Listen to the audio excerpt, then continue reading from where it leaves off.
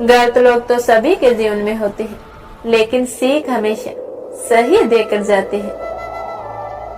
कौन कहता है अल्फाज बेजुबान होते हैं, अगर चुप जाए तो उम्र भर दर्द देते हैं। मैं किसी से बेहतर करूं क्या फर्क पड़ता है, मैं किसी का बेहतर करूं बहुत फर्क पड़ता है। तुम कभी खुश नहीं रह पाओगे अगर तुम तलाशते रहे कि खुशी में क्या है, तुम कभी नहीं जी पाओगे यदि तुम जीवन का अर्थ तलाशते रहोगे। मूर्ख व्यक्ति दूर दूर तक खुशी की तलाश करता है और ज्ञानी बिना कुछ करे ही उसे पा लेता है। दोस्तों, एक बहुत ही सुंदर कहानी सुनाती हूँ, जरा ध्यान से सुनना।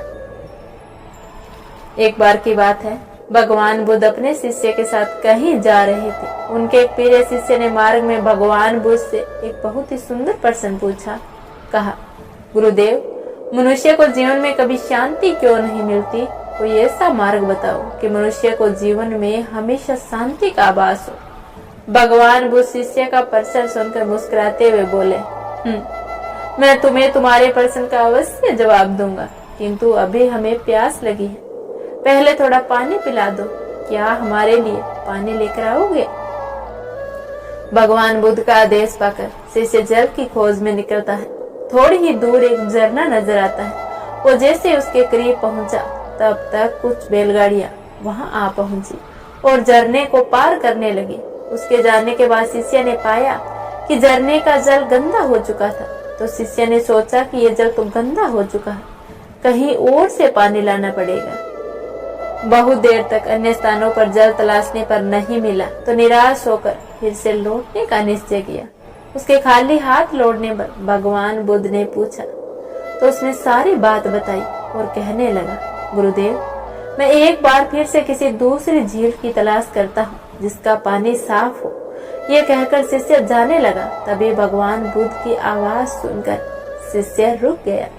भगवान बुद्ध बोले, दूसरी जगह तलाश करने की कोई जरूरत नहीं है, उसी झील पर जाओ। शिष्य दोबारा उसी झील पर गया, किंतु अभी भी झील का पानी साफ नहीं हुआ था। कुछ गंदगी उसके ऊपर तैर रही थी। शिष्य दोबारा वापस आया और बोला, गुरुदेव, अभी भी पानी गंदा है। फिर भगवान बुद्ध ने कुछ देर बाद फिर उससे झील पर जाने को कहा। शिष्य थोड़ी देर ठहरकर वापस जब झील पर पहुंचा, अब झील का पानी बिल्कुल साफ हो चुका था। गंदगी नीचे बैठ चुकी थी और पानी आईने की तरह साफ था। इस बार शिष्य खुश होकर पानी लाया और बोला, गुरुदेव, अब झरने का जल बिल्कुल साफ हो चुका है।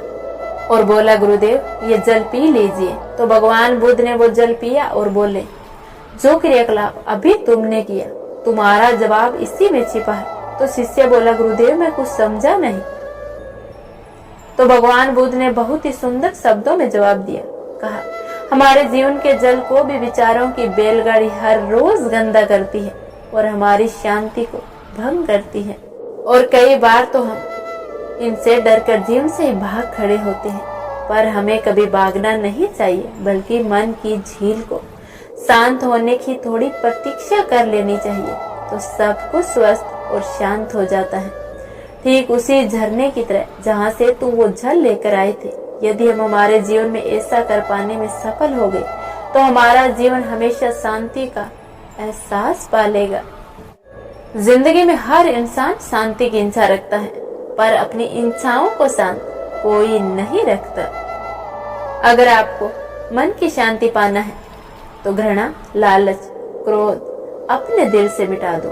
मन की शांति से बढ़कर इस दुनिया में कोई भी दौलत नहीं है। दोस्तों, क्या आपने कभी ये बात सोची कि जब कोई इंसान छोटे बच्चे के साथ खेलता है, जितनी खुशी उस बच्चे को मिलती है, उतनी खुशी उसके साथ खेलने वाले को भी मिलती है और मन बड़ा शांत रहता है। जब भी मन दुखी हो तो हमेशा बच्चों के साथ खेल लिया करो और अपने सारे दुख दर्द भूल जाओगे। जिंदगी में शांति से जीने के दो ही तरीके हैं। माफ कर दो उन्हें जिन्हें तुम भूल नहीं सकते हो, या भूल जाओ उनको जिन्हें तुम माफ नहीं कर सकते हो। निराश व्यक्ति अतीत में रहता है, चिंतित व्यक्ति भविष्य में रहता है और शांतित व्यक्ति वर्तमान में रहता है। दोस्तों, हमेशा वर्तमान में जीना सीखो, हमेशा खुश रहोगे।